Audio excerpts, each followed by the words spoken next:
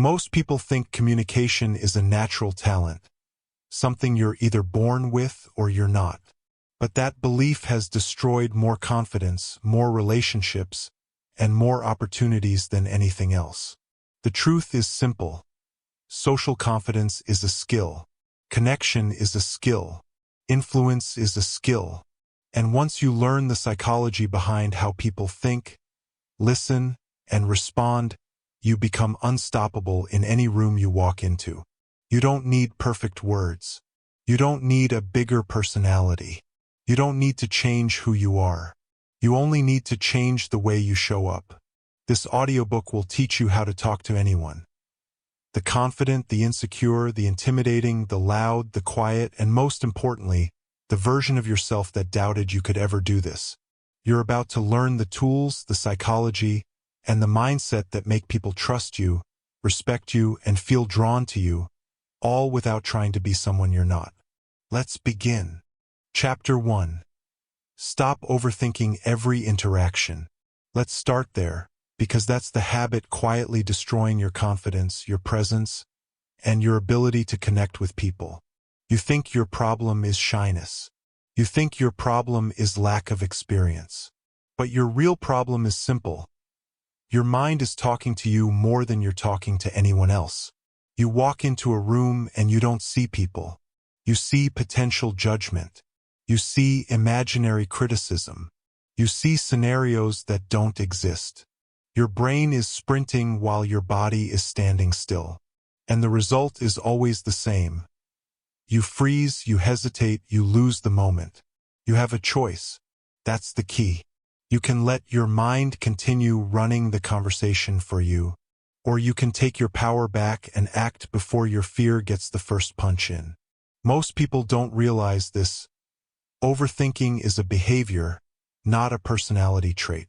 You learned it, you practiced it, you perfected it, and now it feels automatic. But anything learned can be unlearned, and this is the chapter where you begin. Let's break down exactly what overthinking does to your social intelligence. First, overthinking replaces connection with self-protection. Instead of focusing on the other person, what they're saying, how they feel, what they mean, you're stuck inside your head replaying every syllable you just said. Your focus isn't them. Your focus is your fear. And when your focus is your fear, you disconnect. People sense that instantly. They don't feel your presence. They feel your tension. Second, overthinking turns simple interactions into imaginary battles. You rehearse a conversation before it happens. You script your response before they even speak. You play out 50 different outcomes that never occur in real life. You do it because you think it prepares you, but in reality it traps you. It locks you into a version of the conversation that doesn't exist. Real connections aren't scripted. Real conversations aren't rehearsed. Real confidence isn't memorized. It's expressed in the moment. Third, overthinking kills momentum. Every time you hesitate, you shrink. Every time you analyze, you stall. Every time you replay, you reinforce the same fear-based loop. What if I say the wrong thing? What if they judge me? What if I look weird? And the truth is simple. They're not thinking about you. They're thinking about themselves, just like you are. When you finally understand that, social anxiety loses half its power. But understanding isn't enough. You need action. You need discipline. You need a new rule that overrides your old habits. So here is the rule of this chapter. The rule you will repeat until it becomes instinct.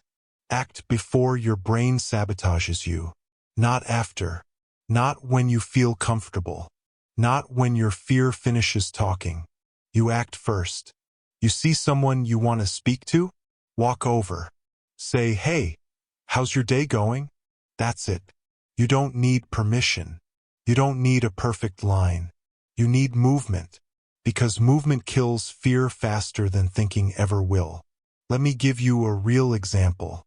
Someone messages you, "Hey, are you free tomorrow?" What do? You stare. You replay. You write a response, delete it, write another, delete that too. You imagine their tone. You imagine their expectations. You imagine what they'll think of your reply. You spend 5 minutes building a mountain out of a single sentence. That's overthinking. That's the enemy. And it's stealing your life. The solution. You answer immediately. Not impulsively, but confidently. You stop running the simulation in your head and start showing up in the reality in front of you. You have a choice. Every time your mind tries to pull you into the maze, you choose presence over paranoia. You choose effort over hesitation. You choose action over analysis. And here's the part nobody tells you. Small interactions are the training ground for massive confidence. You don't become socially strong by memorizing techniques. You don't become charismatic by reading scripts. You build confidence the same way you build muscle, repetition, exposure, resistance. Say hi to the cashier. Ask a coworker how their weekend was. Compliment someone's jacket. Hold eye contact for 1 extra second. Speak slightly louder than you normally do. These are micro-wins. Micro-wins turn into momentum. Momentum turns into identity. Identity turns into confidence. You stop being the quiet person, and you start being the solid person. You stop being the overthinker, and become the presence everyone notices. But none of this happens if you keep surrendering to the same mental loop that's been lying to you for years. You don't need their approval. You don't need perfection. You need courage, repeated, consistent courage. And if the fear shows up, good. Let it. Fear is a signal that you're stepping into a moment that matters. Fear is not a command. Fear is not a reason to retreat. Fear is just a sign that your old identity is fighting to stay alive. But you are building a new identity now, and that identity requires a new pattern. Here's the pattern. See the moment, act, let the chips fall. Not, see the moment, analyze, doubt, hesitate, miss the moment. You have lived the second pattern your entire life. It's time for the first. Now listen carefully, because this is the truth most people avoid. You cannot overthink and connect at the same time. You cannot analyze and be present at the same time. You cannot fear judgment and express yourself at the same time. One of them must die. And today, overthinking dies. Because connection is built on presence. Presence is built on courage. Courage is built on action. And action only happens when you stop letting your mind dictate every step. You have a choice. That's the key. Choose the moment. Choose the interaction. Choose the imperfect response. Choose the real version of you. The one that doesn't hide behind rehearsed lines and imaginary fears. This chapter is your first battle. And you win it by doing the one thing your overthinking has never allowed you to do. You mastered your fear. Now let's talk about the true currency of your life. Chapter 2. Don't try to impress. Try to connect. Stop trying to impress people. Because every time you try to impress someone, you actually do the opposite. You repel them. You push them away. You make the interaction heavier, tighter, and more awkward than it needs to be. Why? Because when you're trying to impress, you're performing. And people can feel performance. People can smell desperation. People can sense when your goal isn't connection, it's approval. And the moment you chase approval, you lose power. Here's the truth most people never hear. Trying to impress is insecurity disguised as effort. Trying to connect is confidence disguised as simplicity. You have a choice. That's the key. Every time you walk into a conversation, you get to pick which mode you operate from. Impressing or connecting. Performance or presence. Fear or confidence. And the person you become in that moment decides everything. The performance trap. Let me show you how the trap works.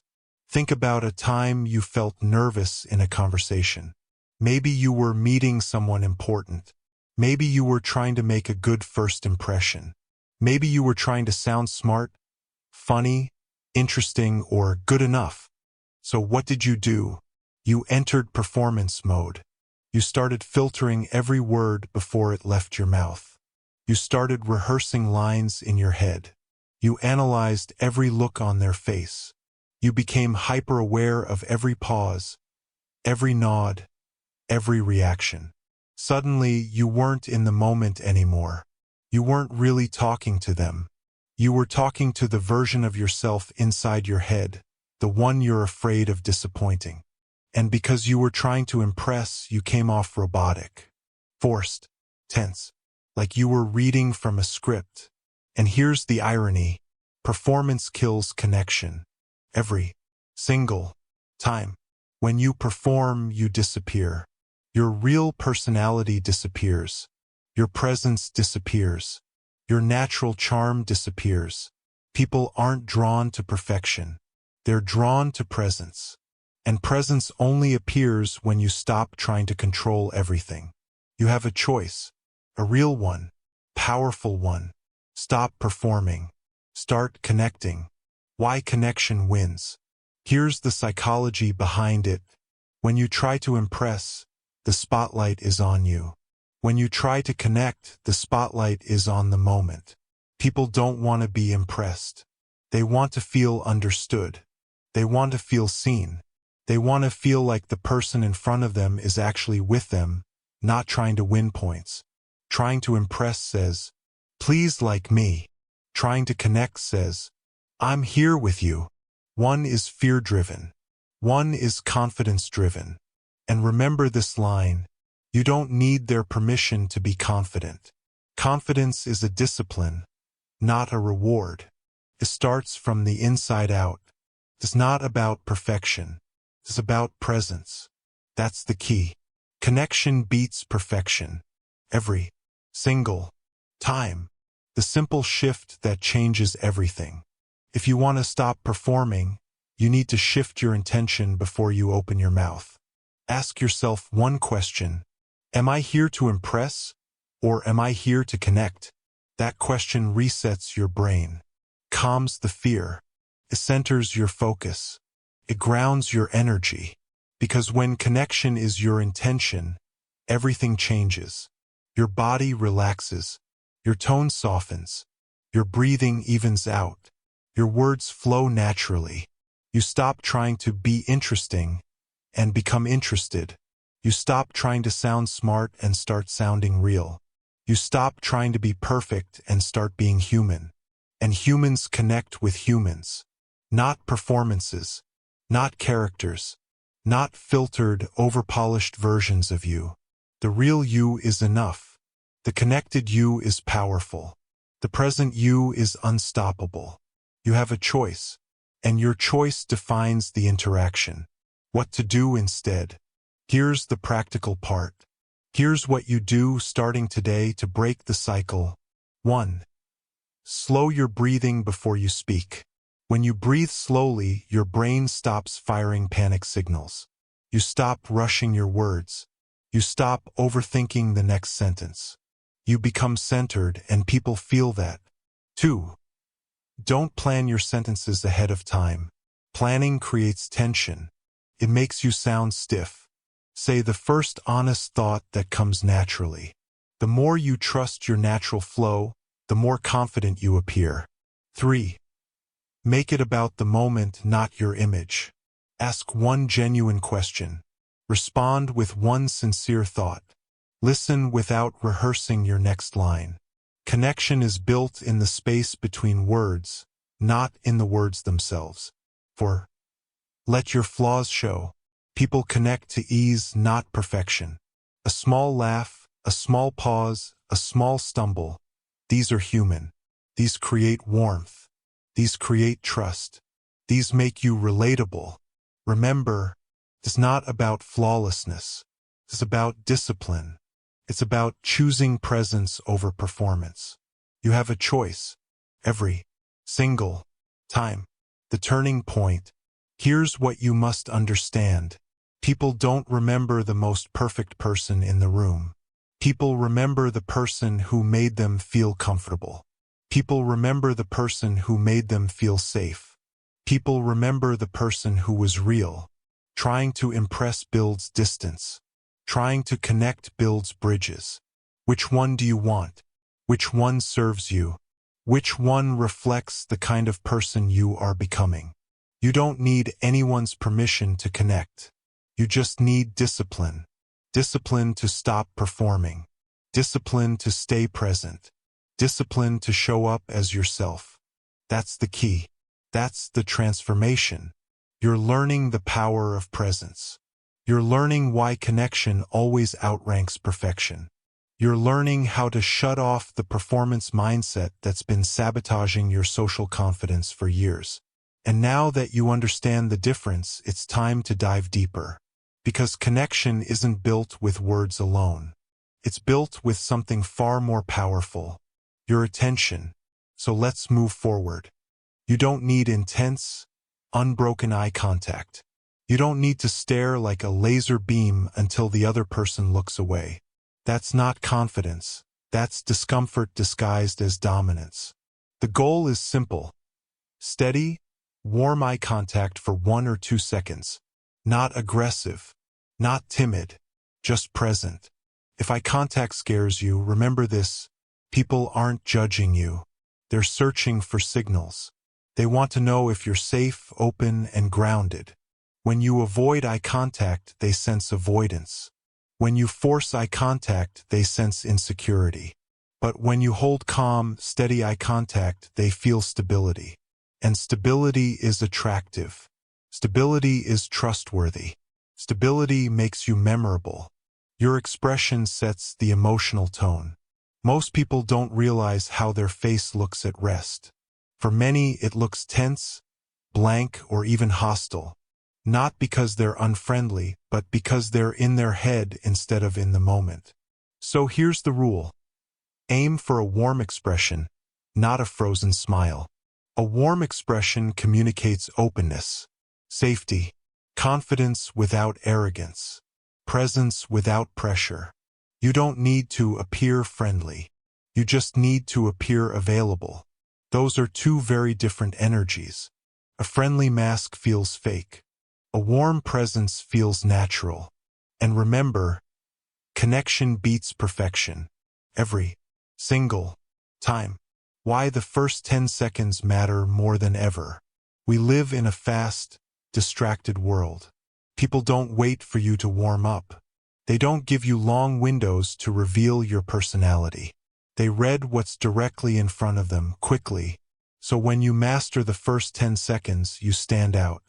Because most people never take control of their presence. Most people let fear control them. Most people walk into rooms already defeated. But you're not most people. You can choose to enter differently. You can choose discipline over insecurity. You can choose intention over autopilot. That's the key. You don't need their permission to show up confidently. You just need to decide how you walk into the moment. Real-world example, the instant shift. Picture 2 people entering a room. Person A walks in fast. Shoulders tight. Eyes darting. Breath unsteady. Their energy says, I hope I'm enough. Person B walks in with grounded posture. Slow breath. Warm eye contact. Calm presence. Their energy says, I'm here. I'm steady. I belong. Both people say the same words, but one is heard and one is ignored. Why? Because words come second. Energy comes first. You have a choice which person you want to be. And in every interaction, every introduction, every meeting, every greeting, you get a new chance to choose. Start strong or start over. Your first 10 seconds blueprint. Before any interaction, repeat this blueprint. Posture reset. Slow, grounding breath. Steady, warm eye contact. Open, calm expression. Enter like you already belong. Do this repeatedly and intentionally. This becomes muscle memory. This becomes your natural state. This becomes your identity. At that point, connection becomes effortless because presence becomes automatic. You just learned how to control the first 10 seconds. Now it's time to control something even deeper, something that shapes every interaction you'll ever have. You mastered your presence. Now let's master the power that makes presence magnetic. Chapter 3. Master the first 10 seconds. The first 10 seconds decide everything. Not the conversation.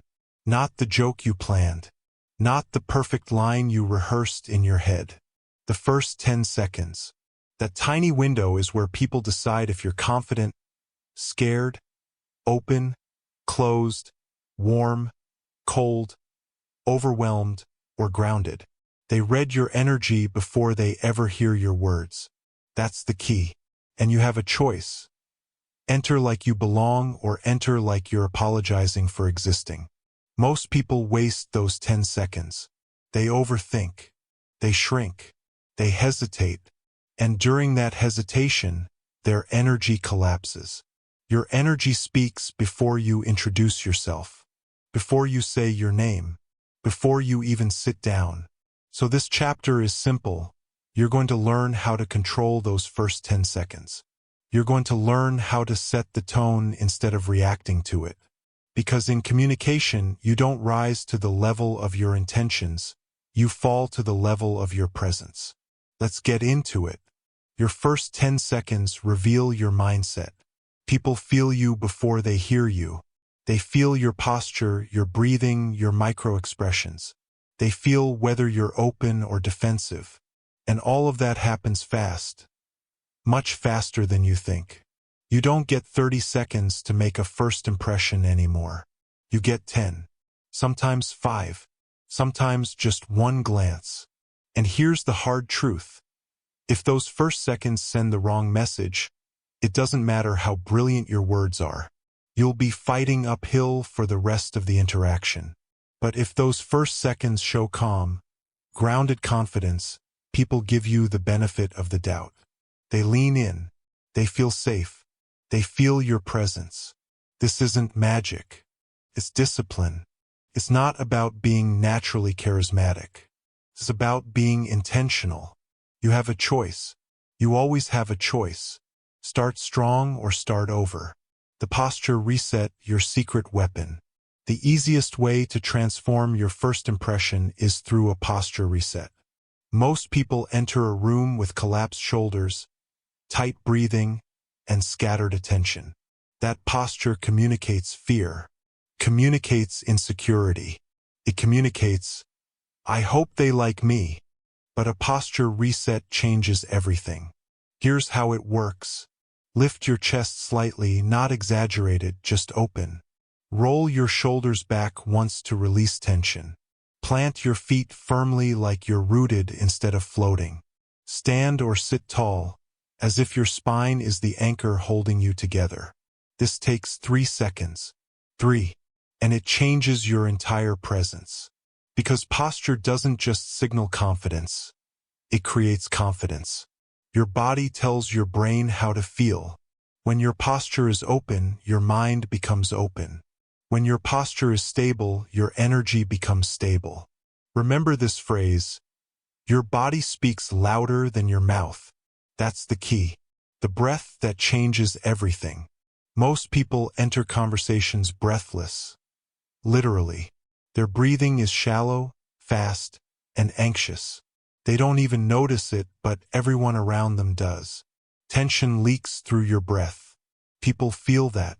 You don't need a long meditation ritual. You don't need to visualize a waterfall or count backwards from 100. You just need one breath. A slow inhale. A slower exhale. A reset that tells your nervous system, we're okay. We're grounded. We're here. This is what high-level communicators do. They regulate themselves before they engage with others. You have a choice. Go in frantic or go in composed. Start strong or start over. Eye contact, the first connection. Chapter 4. Speak less. Observe more. You want to become someone people naturally trust. You want to walk into a room and understand what's happening before anyone explains a thing. You want presence. You want awareness. You want social power that doesn't come from talking but from seeing. Then hear this clearly. You must learn to speak less and observe more. This chapter is not about silence. It's about precision. It's about discipline. It's about paying attention to what 99% of people ignore, because they're too busy trying to be interesting instead of being aware. Every powerful communicator has one thing in common. They notice everything. They read the rhythm of a room. They feel tension before anyone mentions it. They catch microreactions, the glance, the breath, the hesitation, that reveal more truth than a full conversation ever could. You have a choice. You can keep talking, hoping people will like you, or you can start observing so you actually understand them. That's the key. The real reason people don't listen to you. Most people talk too much for one reason. They're afraid of silence. Silence makes them anxious. Observation makes them uncomfortable. So they fill every gap with noise. Here's the truth you need to internalize. People don't trust the loudest person in the room. They trust the one who listens.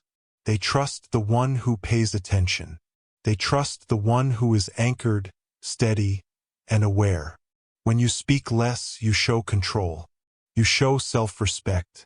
You show that you don't need their approval, and you don't need their permission. It's not about being shy. It's not about being quiet. It's about discipline. You observe because observation gives you information, and information gives you advantage. The power of reading what others miss. You've seen it before. Someone walks into a conversation completely clueless. They talk over people. They miss the mood. They break the flow. They say something wrong at the wrong moment and wonder why nobody responds well. Why does that happen? Because they weren't observing. Here's what strong communicators notice instantly: the discomfort, the crossed arms, the tight smile, the short responses. Interest, the forward lean, the eye contact, the open posture. A boredom, the glance away, the fidgeting, the fading voice tone. Annoyance, the eyebrow raise, the exhale, the tapping fingers. These signals speak louder than words. And here's the part most people forget. By the time someone says, "I'm not comfortable," their body already told you 5 minutes earlier. When you speak less, you create space to see those signals. When you observe more, you respond correctly, naturally, confidently. This is how people start saying, "You're easy to talk to. You just get me. You always know what's going on." No magic, just awareness, just discipline. The listener is the one with the power. People think the talker controls the room. Wrong. The listener controls the room because the listener controls the information. Talking reveals. Observing collects. Talking exposes your mind. Observing exposes theirs. And here's the truth nobody tells you. Most people desperately want to be seen. Not judged. Not analyzed. Just seen. When you observe them genuinely, attentively, you give them something rare: presence. And presence creates trust. And trust creates connection. And connection creates influence. Talking louder won't get you that. Being impressive won't get you that. Observing will. The observer wins. Every time. A real-world example you've experienced. Think about the last time you met someone who spoke at you, not with you. They talked non-stop. They explained their whole life story to you. They didn't notice your facial reactions. They didn't notice your boredom. They didn't notice your desire to leave. That's dominating. That's insecurity pretending to be confidence. Now think about the opposite. Someone who seemed to see you. They listened. They asked short, focused questions. They paid attention. They weren't in a rush to speak. How did they make you feel? Understood. Respected. Comfortable. That's what observing does. And here's the punchline. You can do that too. You just need to stop talking long enough to notice what's right in front of you. Your new rule: don't rush to fill the space. Every powerful communicator follows one rule: pause before you speak. That pause is where observation lives. Take 1 second, 1 breath, 1 moment to look around. What's the mood? What's the energy? Who's tense? Who's engaged? Who's withdrawing? This single habit will transform your interactions. It's not about hesitation. It's about calibration. You're adjusting. You're reading. You're responding with intention instead of impulse. And the more you practice this, the more something incredible happens. People start leaning into you because they feel your presence. They feel your awareness. They feel your confidence.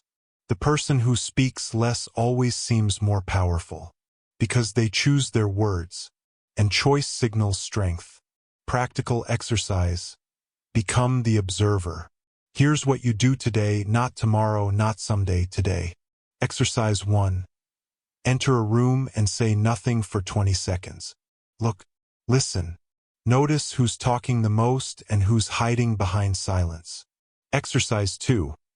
When someone speaks to you, watch their face more than their words. Their eyes will tell you the truth faster than their sentences. Exercise 3. Practice the micro pause. Before responding, breathe. Let silence do the work. Let your brain observe instead of react. This is discipline. This is control. This is how you build real social intelligence. Remember, you don't need their permission to be observant. You don't need their validation to be present. You only need discipline, repetition, so you never forget. Speak less. Observe more. That's the rule. That's the shift. That's the key. You have a choice in every interaction. React or observe. Impress or connect. Dominate or understand. And here's the phrase you will repeat until it becomes instinct. People trust observers. People follow observers. People remember observers. Because the one who sees the truth controls the conversation without ever needing to control anything. You've learned how to slow down. You've learned how to read people. You've learned how observation gives you the advantage that talking never will. Now you're ready for the next step, the step that transforms presence into influence. You mastered awareness. Now let's talk about control. Chapter 5. Use silence as your power tool. Silence is one of the most misunderstood forces in human connection. Most people run from it. You're going to learn to use it, because silence isn't weakness. Silence is control. Silence is awareness. Silence is strategy. And here's the truth you must repeat to yourself again and again. Silence is not empty. Silence is information. You have a choice every time you open your mouth. Speak to fill space or speak to create impact. That's the key. Most people speak because they're uncomfortable. You will speak because you're intentional. Let's break it down. Part 1. Silence is confidence in action. When you stay silent, you show people something they can feel instantly. You are not desperate. You are not rushed. You don't need their permission. People who fear silence talk too much, too fast, too nervously. People who lead with confidence speak less, with purpose. Your silence says, I don't chase validation. I control my energy. I choose when to respond. And people notice. They notice the pause. They notice the calm. They notice the stability you bring into the room. Because silence is a signal. And the signal says, you are grounded. You are composed. You are in control. That's the key. Part 2. Silence makes people reveal themselves. Here's what nobody tells you. People talk more when you talk less. When you remove the noise, they fill it with their thoughts, their emotions, their intentions. Silence exposes people. It shows who's comfortable with themselves and who isn't. It shows who's hiding something and who's being real. Most people rush to fill empty space with unnecessary explanations, excuses, or self-defense. But when you stay silent, two things happen. They keep talking. They reveal information they didn't plan to share. That's why silence is a power tool. It's not aggression. It's not manipulation. It's observation. It's strategy. And remember this, you learn far more by listening than by speaking. That's the discipline. Part 3. Silence makes your words stronger. If you speak nonstop, your words lose weight. If you speak strategically, your words hit harder. Silence creates contrast. Silence creates gravity. Silence creates anticipation. When you pause before you speak, you show people that your words matter. When you pause after you speak, you show people that your message deserves space. Powerful communicators use silence like punctuation. They use it to shape the conversation. They use it to guide emotion. They use it to control pace. And here's the reminder you need to hear. It's not about talking more, it's about talking better. It's not about perfection, it's about discipline. You have a choice. Use silence to weaken yourself, or use silence to strengthen every sentence you say. That's the key. Part 4. Silence is a test most people fail. When you want to understand someone's true character, stay silent. Silence makes insecure people panic. They fidget. They ramble. They try to fill the gap. Silence makes confident people relax. They breathe. They settle. They respond when they choose, not when they're pressured. Try this today. During a conversation, let someone finish their thought completely. Don't interrupt. Don't jump in. Don't react instantly. Just observe. You will see discomfort. You will see hesitation. You will see truth. Because silence is a mirror. And the moment you stop talking, people see their own reflection. This is how negotiators win. This is how leaders influence. This is how emotionally strong people stay in control. Silence is a test. Most people fail it. You won't. Part 5. Silence is a tool, not a weapon. Let's be clear. Silence isn't about punishing people. It's about positioning yourself. Silence gives you time to think.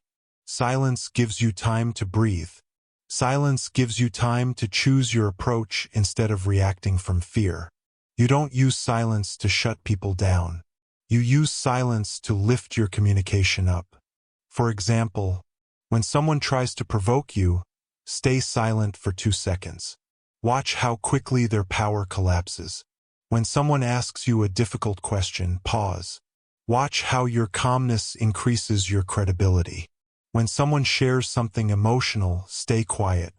Watch how they feel heard without you saying a word. Silence is not avoidance. Silence is not weakness. Silence is intention. You don't need to defend every point.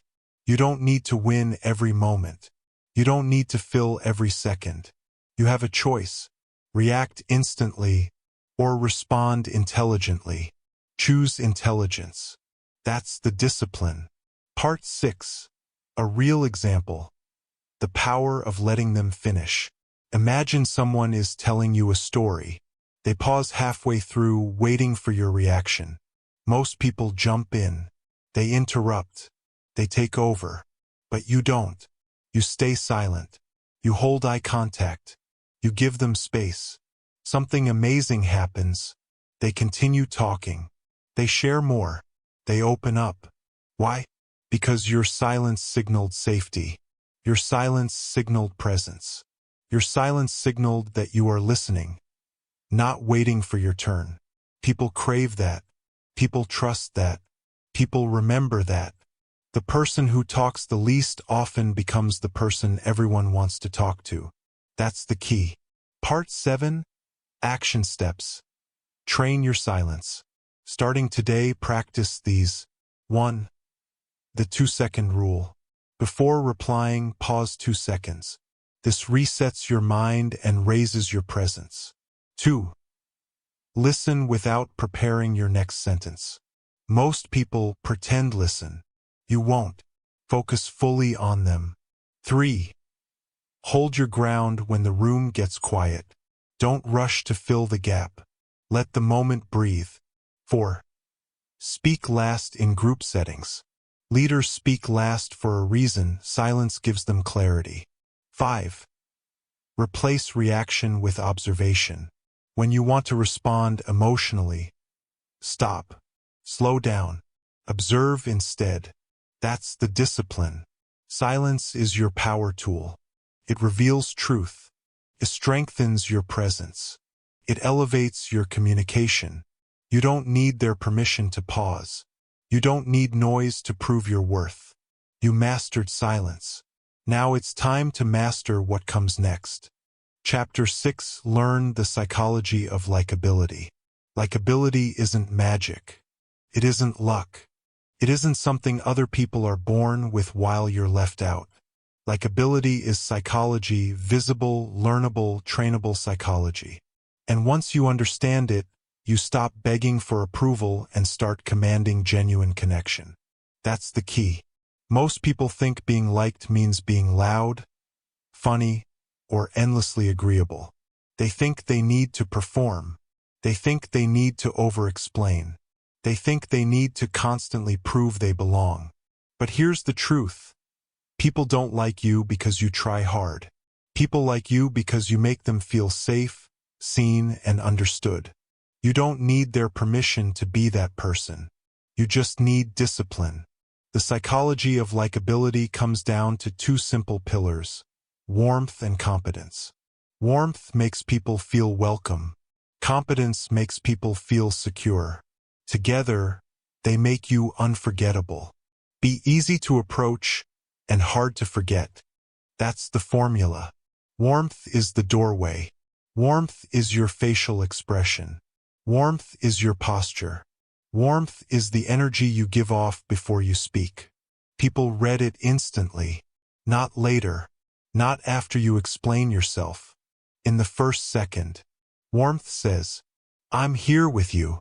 I'm not judging you. I'm comfortable, so you can be comfortable too. You have a choice: walk around guarded, stiff, and self-conscious, or walk around open, grounded, and human. That's the key. When your shoulders are relaxed, people trust you. When your gestures are open, people lean toward you.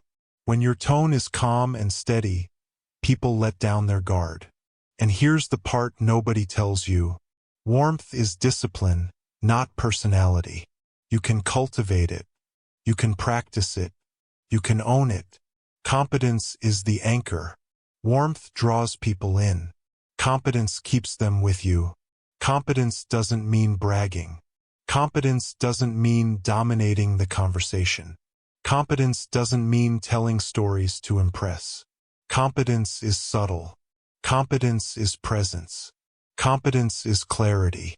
Competence is the ability to stay grounded when other people get nervous. It's not about charm. It's about stability. People trust those who are internally anchored. People trust those who don't break under pressure. People trust those who communicate with clarity instead of chaos. Every time you speak slowly, you project competence. Every time you pause before responding, you project competence. Every time you hold eye contact without flinching, you project competence. Again, you have a choice. You can react impulsively, or you can respond deliberately. That's the key. Likability is created by the microsignals you send. Signals you probably never paid attention to. Signals that shape every first impression you make. Let's break them down. 1. Your body tells the truth before your words do. Your shoulders, your eyebrows, your breathing, they speak first. They reveal your state before your voice enters the room. If your body says, I'm tense, people feel pressure. If your body says, I'm confident, people relax. Here's the rule. If you want people to like being around you, make your presence feel safe. Relax your shoulders. Unclench your jaw. Breathe lower, slower, deeper. These choices are not small. They are signals. They are power. This is discipline. You think likability is about your story. but it's actually about your state. 2. Your tone builds trust. Tone is 50% of likability. Maybe more. People believe your tone more than your words. If your tone is rushed, they feel your anxiety. If your tone is harsh, they feel your defensiveness. If your tone is steady, they feel your confidence. Competence lives in the voice. Warmth lives in the voice. Presence lives in the voice. And here's the truth you need to hear. Your voice becomes calm only when your mind is calm. That's the key. Before you speak, drop your shoulders, inhale slowly, and let the tension fall. You don't need their permission to slow down. You don't need their approval to sound grounded. You just need discipline. 3. Your eyes decide the relationship. Eye contact is the bridge between warmth and competence. Not too intense, not too weak, just steady enough to say, "I'm here." When you avoid eye contact, people feel your insecurity. When you stare aggressively, people feel your need for control. But when you hold eye contact gently, people feel your confidence. You have a choice: hide, attack, or connect. Choose connection. 4. Being easy to approach is a superpower. Some people drain the room. Some people tense the room. Some people soften the room. Guess who gets remembered? Guess who gets trusted? Guess who gets invited back? Likability is not about being loud. It's about being safe. People move toward ease, not pressure. Your job is simple. Lower the pressure. Raise the presence. Be easy to approach and hard to forget. Repeat it until it becomes your standard. 5. Never underestimate the power of microgestures. A small nod, a tiny smile, a slow lean forward, a relaxed blink. These are not accidents. These are not background noise. These are the signals that tell people, "You matter. I'm listening. I'm not rushing you." People like those who make them feel seen. Not judged. Not dismissed. Seen. That's the key. 6. Stop chasing validation, start offering it. Here's the paradox. People like you more when you stop trying to be liked. Why? Because when you chase validation, you suffocate the room. But when you offer validation, honest validation, you elevate the room. A simple, "I see what you mean. That makes sense. I get why you'd feel that way." These phrases lower defenses. They create instant trust. They make people feel safe around you. And safety is the foundation of likability. You don't need their permission to create connection. You just need discipline to stop seeking approval and start giving presence. 7. The likability blueprint you must practice. Here's your repeatable system. Warmth equals openness. Competence equals groundedness. Likability equals both. Warmth without competence feels weak. Competence without warmth feels cold. But together they make you magnetic. You have a choice. Stay invisible, stay anxious, stay forgettable, or build the version of you who walks into any room and instantly elevates the atmosphere. That's the key. You've learned the psychology behind how people feel around you. Now it's time to learn the psychology behind how people listen to you. You mastered presence. Now let's master impact. Chapter 7. Stop seeking approval, build presence. You've been trained your whole life to chase approval. Approval from parents. Approval from friends. Approval from strangers who don't even know your name. And every time you chase approval, you shrink a little more. You get quieter. You get smaller. You get softer. Because approval seeking is not connection. The self-erasure. In this chapter, you will break that pattern. You will replace approval with presence. You will replace insecurity with grounded confidence. And you will remember one truth that changes everything. Approval is begged for. Presence is earned. Let's begin. The trap of approval seeking. Approval seeking is invisible until you start paying attention. It hides inside tiny behaviors. You laugh when nothing is funny. You agree when you actually disagree. You apologize for things you didn't do. You speak quickly so people won't interrupt. You shift your body to take up less space. You look at people's faces to see if they approve before you finish your sentence. And here's the dangerous part. People can feel it. They can feel when you're trying to win them. They can feel when you want something from them. They can feel when you're performing instead of showing up. When you seek approval, you signal one thing. I don't think I'm enough, so I hope you decide I am. That's the energy of insecurity. And people don't trust insecurity. They avoid it. This is why approval seeking destroys communication. Because people don't listen to you when they feel you're trying to impress them. They listen when they feel you're grounded in yourself. That's the key. Presence over performance. Connection over validation. Respect over approval. You have a choice. The psychology behind presence. Presence is a psychological signal. Tells the room, I'm here. I'm calm. I don't need to chase. I don't need your permission. Presence is not loud. Presence is not dramatic. Presence is not attention-seeking. Presence is composed. Presence is slow. Presence is deliberate. When someone has presence, their energy arrives before their words, and people feel it instantly. Here's the truth you must memorize.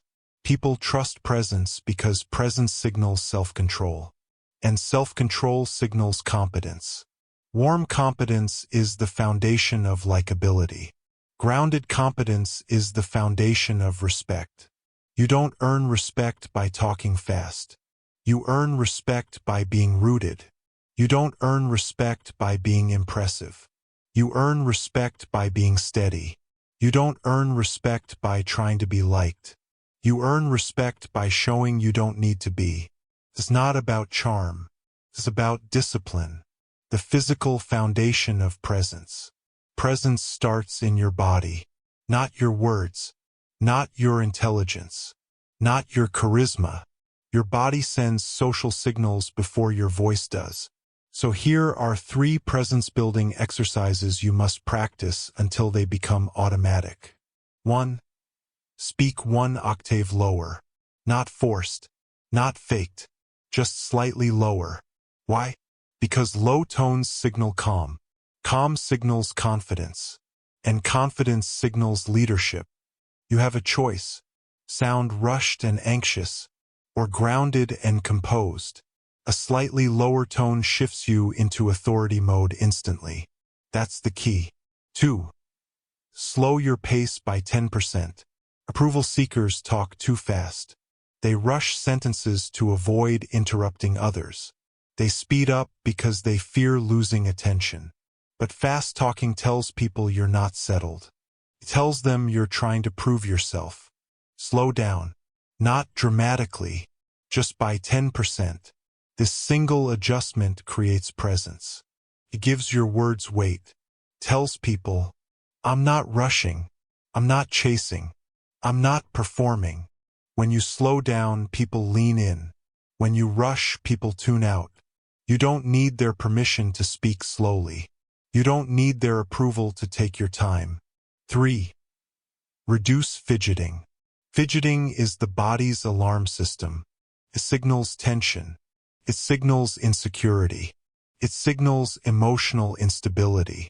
Anything that looks like nervous displacement weakens your presence. Foot tapping, neck scratching, lip biting, adjusting your shirt, touching your phone. Presence requires stillness, not stiffness. Stillness. When your body is calm, your mind follows. When your mind is calm, your voice strengthens. When your voice strengthens, your presence expands. You have a choice. Let your nerves control your body, or let your body control your nerves. Approval seeking versus presence in real life. Let me give you a simple example you've probably lived. You meet someone new. You want them to like you. So you start performing. You smile too much. You nod too quickly. You talk too much. You ramble to fill silence. You try to be entertaining. And in the end, you walk away thinking, why did that feel awkward? Because you weren't connecting. You were auditioning. Now imagine the same scenario, but with presence. Your shoulders are relaxed. Your breath is steady. You speak slowly. You listen more than you talk. You're not trying to impress, just to connect. Suddenly the energy shifts. They lean in. They listen. They respect you. Because you're not seeking approval.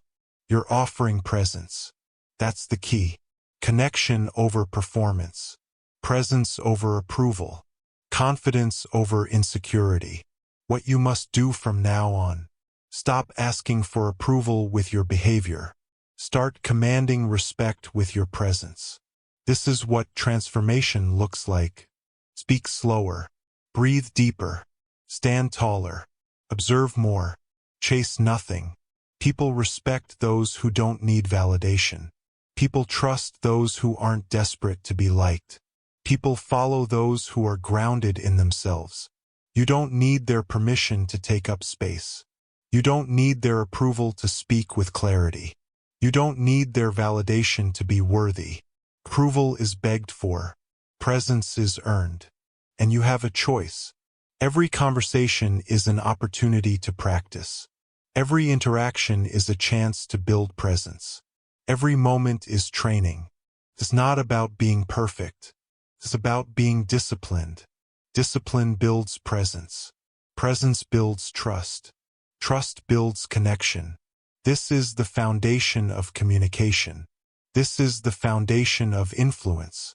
This is the foundation of confidence. You're building something stronger than approval. You're building self-respect. And when you master presence, communication finally becomes effortless. You mastered approval-seeking. Now let's elevate your internal power even higher.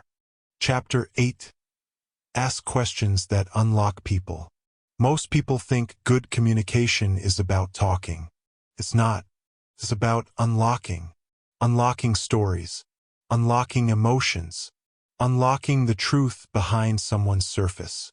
That's the key. And you have a choice. You can talk to impress, or you can ask to understand. You don't need their permission to connect deeply, you just need discipline. It's not about being charming, it's about being curious. People bond with the person who makes them feel seen. Not the one who talks the most. Not the one who dominates the room. The one who opens doors. And questions are doors.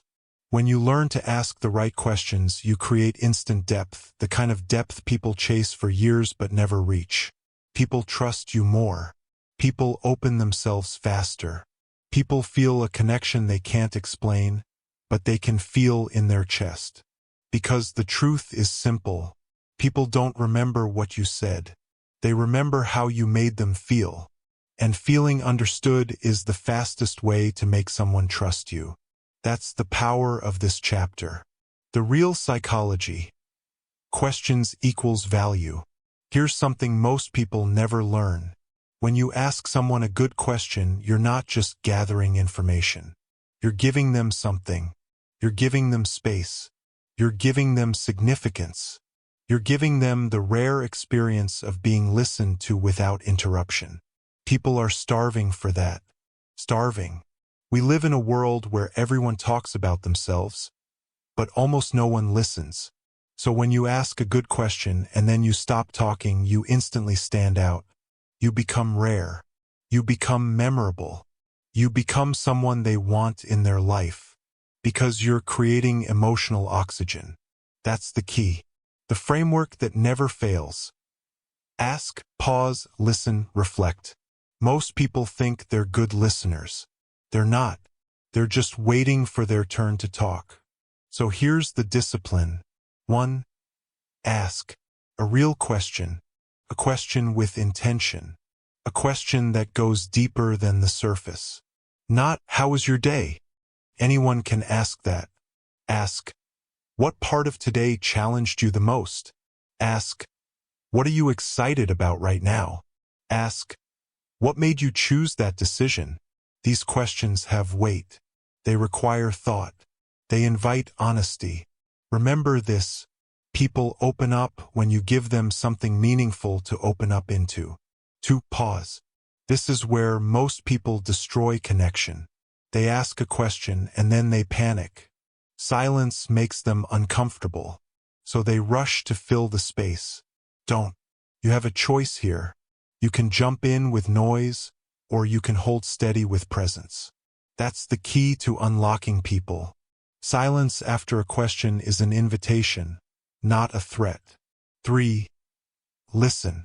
Not pretend listen. Not yeah, wow while rehearsing your next line. Real listening. Listen to their words. Listen to their pauses. Listen to what they're not saying. Because people rarely express the whole truth the first time. But if you actually listen, fully, patiently, without interrupting, they feel safe enough to continue. Remember the phrase, silence is information. For reflect. This is the part that makes people feel deeply understood. You don't need to be brilliant. You don't need to be poetic. You just need to reflect their truth back to them. Say, so it sounds like that really mattered to you. Or, you weren't just frustrated. You felt ignored. Or, it seems like that changed the way you saw things. Reflection is the moment someone feels seen, and people return to the person who sees them. Ask better questions. Get better connections. People don't unlock themselves for shallow questions. They unlock when they feel safe. They unlock when they feel respected. They unlock when you show actual interest. Here are questions that open people instantly. What made you choose that? This reveals their motives, the heart behind the action. How did that feel for you? This bypasses logic. Taps emotion. What are you working toward right now? This reveals their ambitions and identity. What surprised you the most about that experience? This makes them think deeper. And then the golden question, the one that builds connection faster than anything else. Tell me more. It's simple. It's open. It's powerful. You don't need their permission to go deeper. Your curiosity is the permission. That's the key. The trap most people fall into: surface-level conversation. The reason most conversations stay dry and forgettable is simple. People never leave the surface. They stay in small talk. They play it safe. They avoid emotion. They avoid honesty. They avoid anything that feels too real. But real connection is real. You can't connect deeply without depth. You can't bond without truth. When you ask deeper questions, you bring out the real human behind the mask. And people crave that, because everyone is hiding. Everyone is protecting themselves. Everyone is waiting for someone to show them it's safe to be authentic. You can be that person. You have that choice. The discipline. Stop talking about yourself. Here's the hard truth. If you want to unlock people, you must stop making the conversation about you. Stop the monologues. Stop the interruptions. Stop the one-upping. Stop the, oh, that reminds me of when I... That habit kills connection, kills trust, kills momentum. You don't need to impress people with your stories. That's the key. You need to invite people into their own stories. Because the more someone talks about themselves around you, the more connected they feel to you. That's psychology. That's human nature. That's why this chapter matters. The final step: make your question match your energy. If your question is deep but your energy is tense, people won't open up. If your question is curious but your face is blank, people won't open up. If you ask something real but keep checking your phone, people won't open up. Your energy must match your intention. Warmth, presence, stillness. People open in safety, not pressure. You have a choice. Create pressure or create space. Choose space. Asking powerful questions is a discipline. And like every discipline, it changes you. It makes you more aware. It makes you more present. It makes you someone people trust instantly. Because you're not performing anymore. You're connecting. And now that you've learned to unlock people, it's time to master something even more powerful. Something most people will never understand. The currency that decides every social interaction you'll ever have. You mastered connection. Now let's talk about value. Chapter 9. Talk like a leader, not a follower. You've heard this before, but now you're going to live it. Leaders don't speak the way followers speak. Leaders don't hesitate the way followers hesitate. Leaders don't dilute their thoughts with fillers, apologies, or uncertainty. Leaders speak with clarity. And clarity is confidence. When you open your mouth, people instantly decide whether you're someone they should listen to, or someone who blends into the background. And here's the part most people never understand. It's not about intelligence. It's not about education. It's about discipline. That's the key. You have a choice every time you talk. You can talk like someone who is waiting for permission, or you can talk like someone who doesn't need their permission. This chapter is your turning point. Why leaders sound different. Leaders speak fewer words, but those words hit harder. They remove clutter. They remove excuses. They remove the fear behind their sentences. When followers talk, you hear it immediately. I think maybe we could. I'm not sure, but. Sorry, but can I just say? That is the sound of someone asking to exist. Leaders don't do that. Leaders take their space. Leaders take their moment. Leaders take responsibility for the meaning of their words. You have to unlearn the habit of weakening your own voice. Every unnecessary filler, every maybe, is a small apology for existing. You don't need that apology. You don't owe anyone that apology. That's the key. The discipline of certainty. Speaking like a leader is not about sounding aggressive. It's not about dominating the room. It's about bringing certainty into the room. Certainty is a discipline. It's something you create on purpose. You create certainty by controlling 3 things. 1. Your pace. Followers rush. Followers talk fast because they're afraid of being interrupted. Followers talk fast because they don't believe their words deserve space. But you're learning a new discipline. Slow, steady, intentional. A leader's pace signals one thing. I am worth listening to. You have a choice. Rush like everyone else. Or slow down like someone who knows exactly what they're saying. 2. Your tone. Leaders don't raise their voice to gain power. They lower it. Just 1 octave. Just enough to stabilize your message.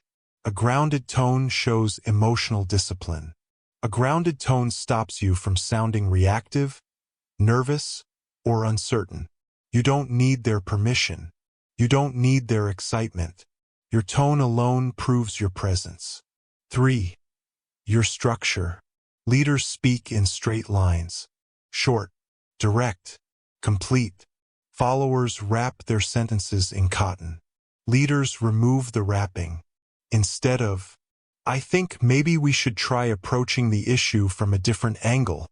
Say, let's try a different angle. Instead of, I'm not totally sure, but it could be interesting if. Say, here's what I recommend. Instead of, sorry, but can I add something? Say, I'd like to add something. Do you hear the difference? One asks for approval. The other assumes its place. That's the key. The enemy of leadership language, softening. Softening language is the destroyer of confidence. It tells people you're afraid. It tells people you're unsure. It tells people you're apologizing for your own ideas. Sounds like this. Kind of. Sort of. Maybe. Just. If that makes sense. I don't know, but. Sorry, but. These are not harmless. These are symptoms of insecurity. You don't need to remove them overnight, but you do need to notice them. Notice when you weaken your message. Notice when you talk like a follower. Notice when you shrink yourself in real time. Because the moment you notice, you gain control. And control is leadership. Speak in solutions, not problems. Another difference between leaders and followers. Followers point out problems. Leaders point out directions. Followers say, I don't know what to do. Leaders say, here's the next step. Followers say, this might be wrong. Leaders say, this is the best move for now. Followers talk about the obstacle. Leaders talk about the path. You have a choice, echo fear, or project direction. You don't need their permission to offer clarity. You need discipline. That's the key. Practice the leader's rhythm. Every leader has a rhythm. Calm, measured, intentional. You can practice this today. Right now. Here's the exercise. Take a breath before you speak. 1 second. That's it. That pause alone puts you in control. Remove the first unnecessary phrase. Don't start with, I think, maybe, or sorry. Start with your idea. Commit to the sentence. Once you speak, don't backpedal. Don't weaken the ending with, if that makes sense. It makes sense when you say it clearly. End strong. Leaders don't trail off. Leaders land the sentence. This is a discipline, not a talent. The moment you start sounding like a leader, you will feel it before others notice it. You will feel the clarity. You will feel the stability. You will feel the authority rising. Then, slowly, others will respond to you differently. People will listen longer. They will interrupt you less. They will respect your words. Because you respect your words. You don't need their permission. That's the key. It's not about your past flaws. It's about your new discipline. The transformation. Talking like a leader is not a performance. It's an identity shift. You become someone who means what they say. You become someone who doesn't chase approval. You become someone who earns respect without begging for it. Your voice becomes your presence. Your presence becomes your influence. Your influence becomes your power. And all of it starts with one simple principle. You don't need volume. You need clarity. Say it again. You don't need volume. You need clarity. That's the key. You've learned how to sound like a leader. Now it's time to learn how leaders inspire depth in others. You mastered clarity. Now let's master connection. Chapter 10. Break social anxiety with microconfidence. Social anxiety doesn't collapse in one big moment. It collapses in micro-moments. Small, controlled, intentional exposures that break the old identity you've been carrying. And here's the truth you've avoided for too long. You don't fix social fear by thinking, you fix it by doing. You have a choice. You always have a choice. That's the key. When you understand microconfidence, you understand the engine of transformation. Microconfidence means you don't wait for courage. You build courage. Brick by brick. Habit by habit. Choice by choice. You stop trying to become confident all at once, and you start creating confidence through repeated small wins. And those small wins stack. Stacked wins transform. That's the rule. Social anxiety lives in hesitation. It survives in those 2 seconds where you freeze, where you question yourself, where you imagine the worst version of yourself and assume that's who everyone else sees. But remember this, your anxiety isn't proof. It's a prediction. A prediction you keep believing. A prediction you keep feeding. Microconfidence breaks that loop. Because microconfidence gives you new evidence. Evidence that you can speak. Evidence that you can show up.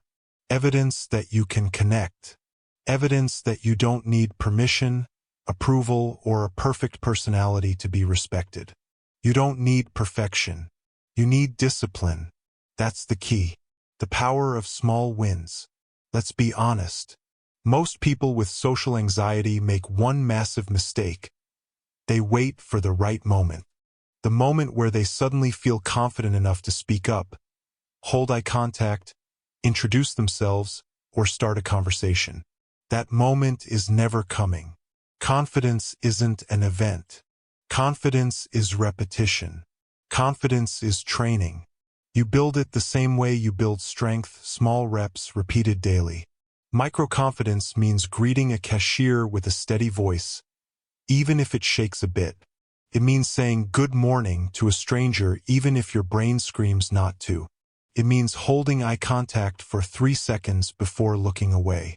It means taking the smallest possible action that moves you forward instead of deeper into hiding. You have a choice. Every morning, every interaction, every moment. And here's the secret. Your brain rewires faster than your fear wants you to believe. One small positive social experience can challenge an entire year of self-doubt. And 10 small experiences? They begin rewriting your identity. Because identity is not built by beliefs. Identity is built by actions repeated until they feel normal. Why microconfidence works? Microconfidence is powerful for 3 simple reasons. First, it gives your nervous system controlled exposure. You're not forcing yourself into overwhelming situations. You're giving yourself small, safe experiences that gradually expand your comfort zone. Instead of drowning, you learn to swim one stroke at a time. Second, it bypasses overthinking. When the action is small, your brain has less time to sabotage you. You're not planning a speech. You're just saying hi. You're not performing. You're simply acknowledging someone. You don't give fear time to take the wheel. Third, it creates identity momentum. You start saying things like, I can do that. I handled that. That wasn't so bad. I showed up today. Momentum creates identity. Identity creates confidence. Confidence creates transformation. That's the key. Real-world applications. Let's break this down into actions you can start today. Not tomorrow. Not someday. Today. Because microconfidence works only when you do. 1. Greet service workers, cashiers, baristas, security guards, Uber drivers. Start with a simple, hey, how's your day going? Or thanks, I appreciate it. The goal isn't a conversation. The goal is initiation. 2. Make 3-second eye contact. Just 3 seconds. Not staring. Not forcing. 3 seconds of warm, grounded presence. This single habit changes how others perceive you and how you perceive yourself. 3. Use your voice once per hour. 1 question, 1 comment, 1 acknowledgement, once per hour. Give your voice a job. Make it work. Make it heard. You don't need their permission to exist in the room. 4. Stand or sit 10% straighter.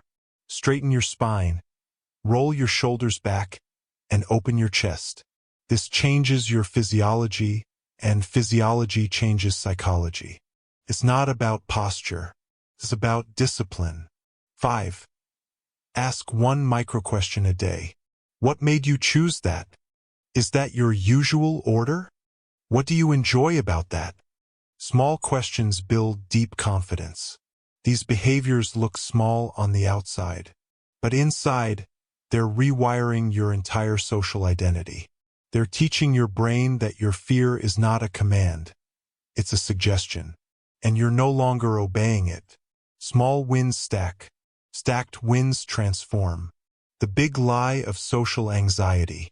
Here's the lie social anxiety tells you. You need to fix everything at once. No, you don't. You fix one small thing. Repeatedly. You don't conquer fear with a dramatic leap. You conquer fear with controlled steps. Microconfidence shifts your mindset from, I can't do this to, I did this. And once you collect enough small proofs, your anxiety loses its authority. You stop negotiating with fear. You stop explaining yourself to fear. You stop apologizing for existing.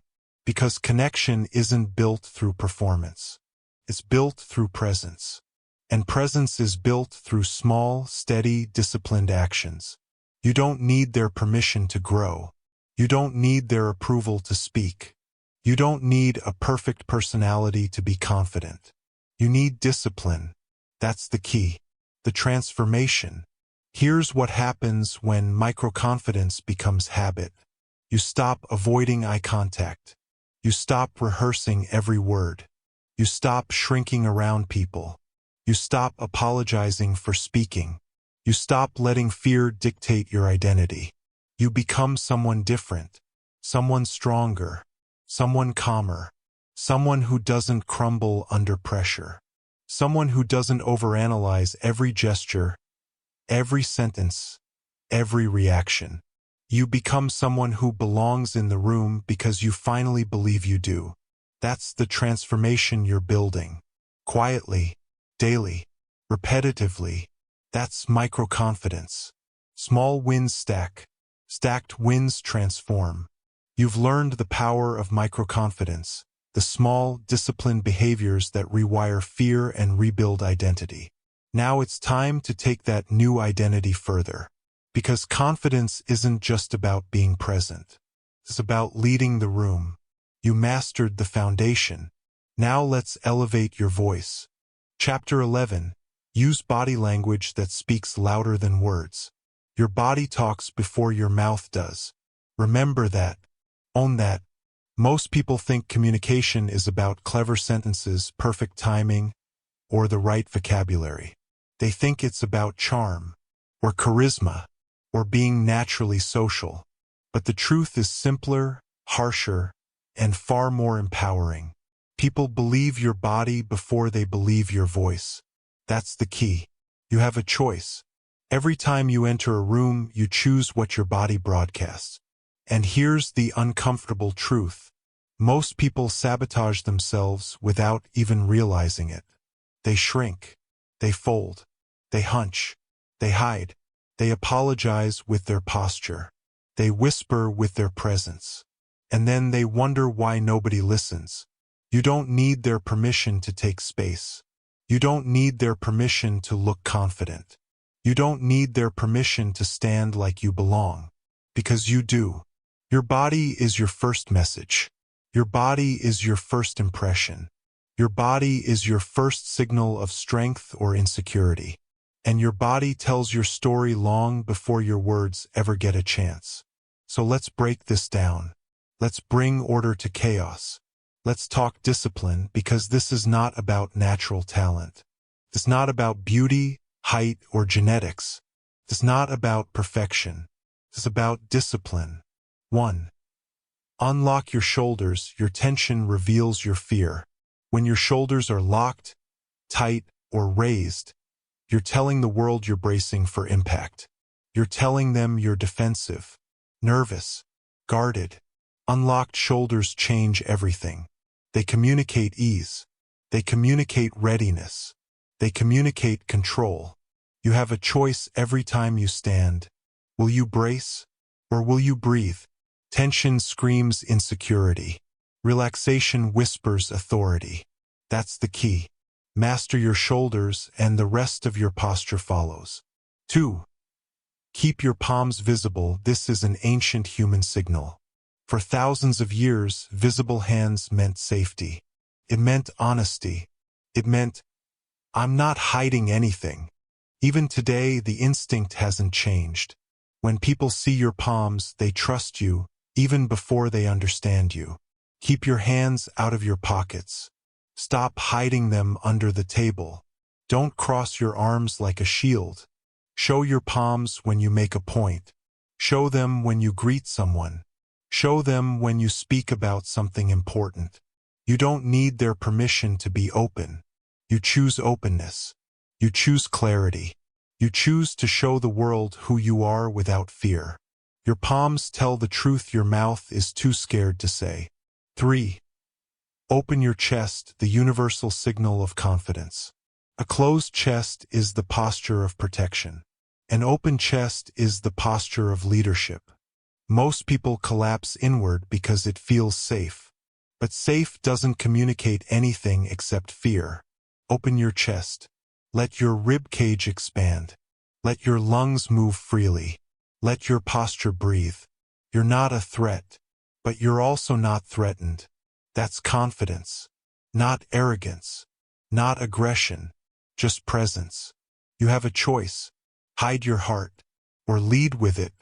And remember this line because it will guide you in every conversation you ever have. Your body tells your story before your mouth does. 4.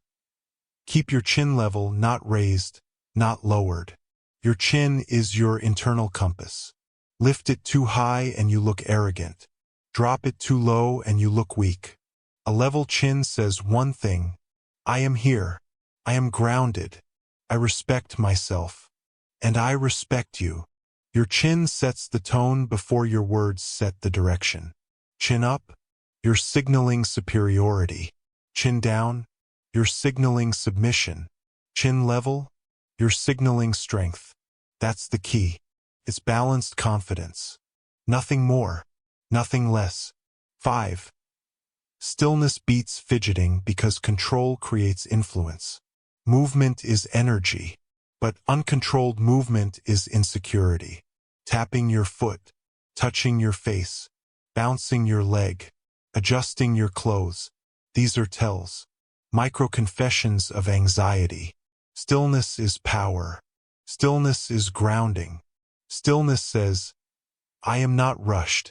I am not shaken. I am not seeking approval. Remember, you don't need their permission to slow down. You choose the pace. You set the rhythm. You own the moment. Stillness is not silence. Stillness is authority. 6. Lean in intentionally only when it matters. Most people lean in because they crave validation. You're not most people. When you lean in too much, you look desperate. When you lean back too much, you look disengaged. Lean in with purpose. Lean in when the moment matters. Lean in to show presence, not neediness. Every movement must be a choice, not a reflex. That's the difference between someone who communicates and someone who influences. 7. Walk like you have somewhere to be. Your walk is a speech. People read it instantly. A slow, hesitant walk communicates uncertainty. A rushed, frantic walk communicates stress. A controlled, steady walk communicates direction. You don't need their permission to move like you matter. You decide your pace. You decide your path. Move with intention. Move with clarity. Move with discipline. Walking is posture in motion. It tells the world exactly how you see yourself. 8. The core principle: presence over performance. This chapter is not about being theatrical. It's not about being dramatic. It's not about pretending. It's about presence. Presence is not loud. Presence is not flashy. Presence is not fake confidence. Presence is discipline. Presence is awareness. Presence is self-control.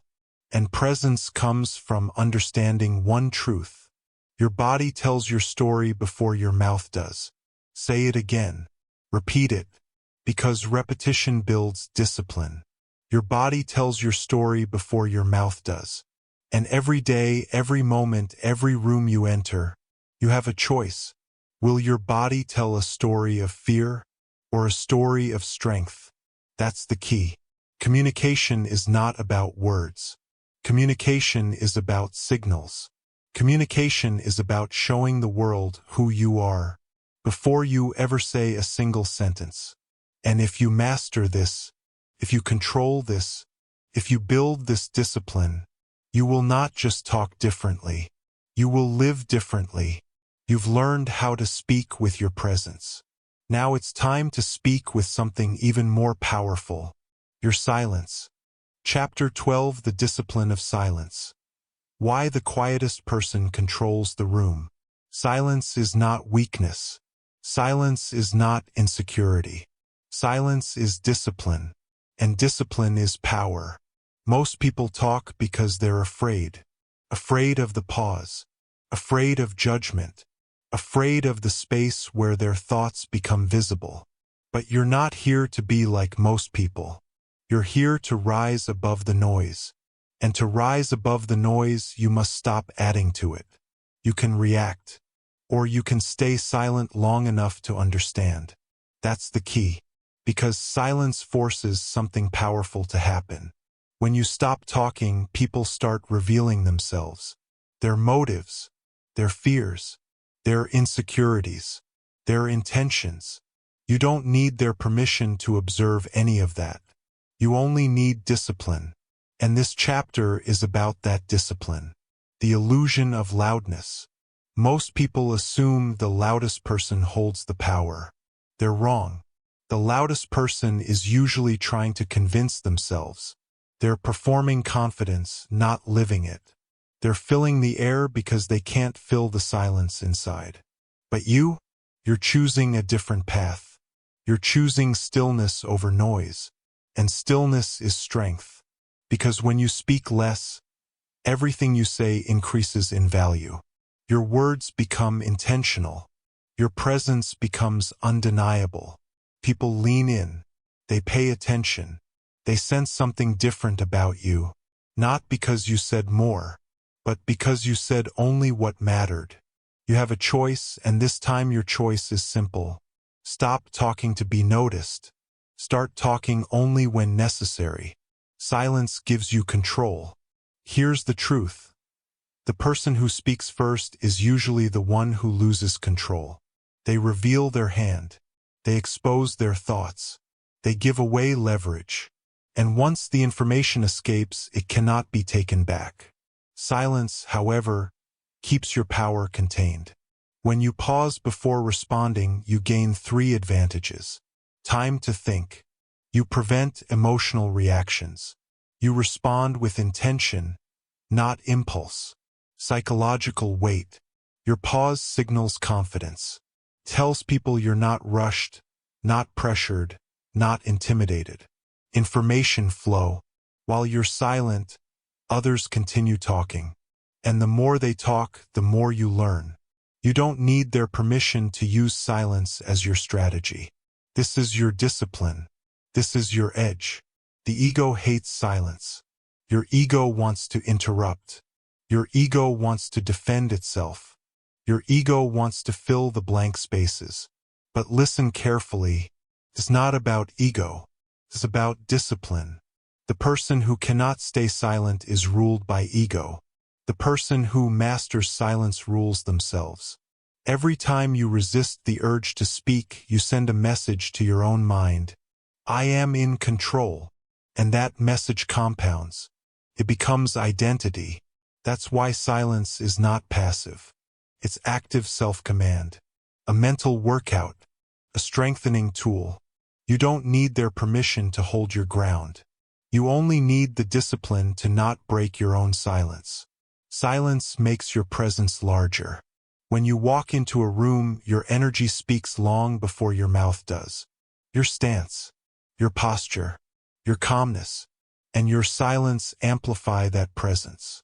People naturally trust the person who listens more than they speak. Why? Because listening signals confidence, maturity, awareness, and restraint. Silence gives you an aura of certainty. It gives you the space to read the room. Most people react instantly. You respond intentionally. That difference alone separates you from 90% of them. Remember, your body tells your story before your mouth does, and silence allows your body to speak louder. Practical ways to build the discipline of silence. Let's make this real. Let's make this actionable. Here are behaviors you start practicing today, because transformation demands action. 1. The 3-second rule. Before you respond, pause for at least 3 seconds. Let the words settle. Let your thoughts align. This single habit will transform the way people perceive you. 2. Stop explaining yourself. You don't need their permission. You don't need their approval. You don't need to justify every decision. Speak once. State your point. Stop talking. 3. Let them finish. Interrupting shows insecurity. Listening shows strength. Let them reveal everything. You stay steady. You stay still. 4. Remove filler words. Like. You know. These weaken your presence. Silence between sentences is better than meaningless noise. 5. Practice non-reactivity. Someone provokes you? Pause. Someone challenges you? Pause. Someone misinterprets you? Pause. Your silence shows emotional maturity they can't replicate. Silence in high-stakes moments. In conflict, silence is leadership. In negotiation, silence is leverage. In relationships, silence is clarity. When emotions run high, most people explode. They overshare. They say things they regret. They give away power they didn't need to surrender. You are not most people. When you stay quiet, you instantly become the emotional center of the room. People orbit around your calm. They adapt to your pace. They respond to your silence. That's the key. Silence helps you understand others. Silence is a mirror. When you stop talking, people reflect themselves. They expose their beliefs. They reveal their fears. They show you exactly who they are. You learn more by listening for 10 seconds than by talking for 10 minutes. And that's why silence is a weapon. Cuts through noise. It reveals truth. It exposes what words try to hide. You don't need their permission to observe. You only need the patience to stay silent long enough to see clearly. Silence strengthens your mind. Every moment you master silence, you train your mind to operate from clarity instead of chaos. You become deliberate. You become grounded. You become someone who moves with purpose. It's not about being shy. It's not about being passive. It's about discipline. Silence is your internal reset button. It slows your breathing, calms your nervous system. It gives you the psychological advantage every strong communicator needs. Final reminder: your silence is not emptiness. Your silence is strategy. Your silence is strength. Your silence is leadership. And most importantly, your silence is a choice. You have a choice in every conversation. Who will speak first? Who will control the energy? Who will hold the frame? Choose to be the one who uses silence as power. Choose to be the person who speaks only when necessary. Choose to be the calm in the storm. Because the quietest person in the room doesn't fear the noise. They rise above it. They own the room without raising their voice. That's the discipline. That's the key. You mastered the power of silence. Now it's time to talk about the fuel behind every interaction you'll ever have. Chapter 13. The power of emotional control. When you stay calm, you stay in command. People think communication is about words. It isn't. It's about control, specifically the control of your emotional state. Because if you can't control yourself, you can't influence anyone else. That's the truth. And it's a truth most people avoid because it exposes their weakness. But here's the first lesson of emotional control. You have a choice. Yes, a choice. Not a reflex. Not a fate. A choice in how you respond, how you interpret situations, and how you show up in conversations. Most people don't know this because they live in reaction mode. Someone criticizes them, they react. Someone ignores them, they react. Someone disrespects them, they explode. Someone challenges them, they panic. But when you react, you lose. When you react, you hand over the power. When you react, you let someone else become your emotional master. You're supposed to be in command of your voice, of your posture, of your mind, of your inner world. That's the key. Emotional control is not about suppressing your emotions. It's about directing them. It's not about being robotic. It's about being intentional. It's not about never feeling anger, fear, stress, or vulnerability. It's about not letting those emotions dictate your behavior. Because here's the truth. You don't need their permission to stay calm. You don't need their approval to stay grounded. You don't need their cooperation to keep your composure. You are the one who decides. You, not them, not the room, not the moment. You decide how you show up. Calmness is a strategy. Calmness is not weakness. Calmness is not passivity. Calmness is a weapon. The quiet kind. The steady kind. The kind that disarms people without you saying a single word. Why does calmness intimidate people? Because they can't read you. They can't control you. They can't shake you. And you know what happens when you're unreadable? They start respecting you, sometimes without even realizing why.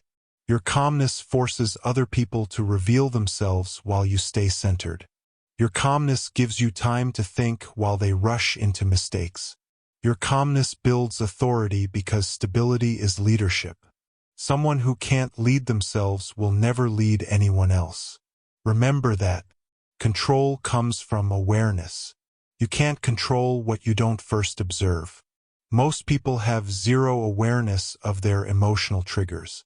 They just explode, collapse, panic, or shut down. They don't pause. They don't think. They don't watch themselves.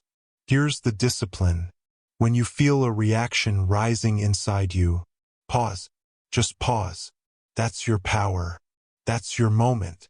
That's your doorway to control. You have a choice. A micro-choice that lasts half a second. A micro-choice that rewires your entire communication style.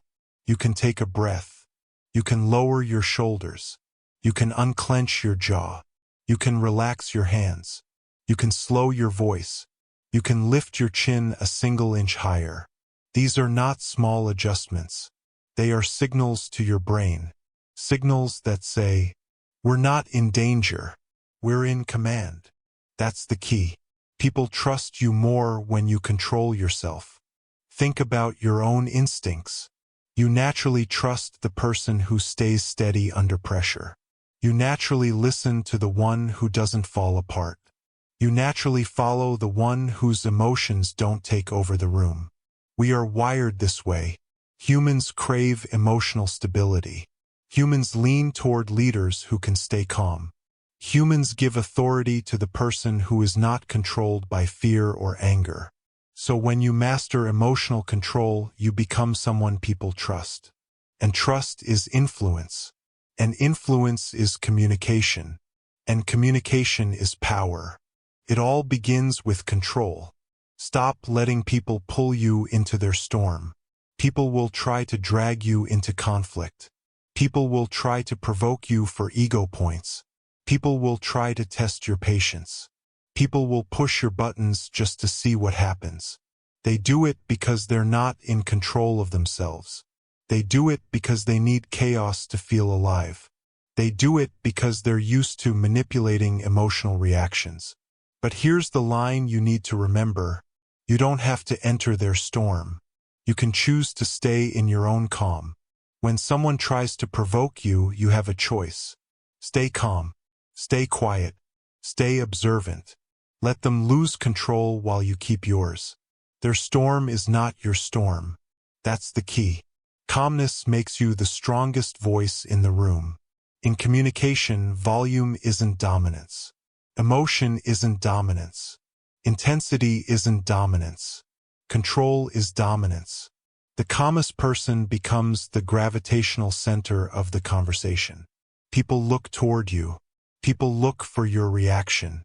People look to see how you interpret the situation. Because your reaction sets the tone for the room. This is why emotionally disciplined people naturally become leaders. Not because they are the smartest.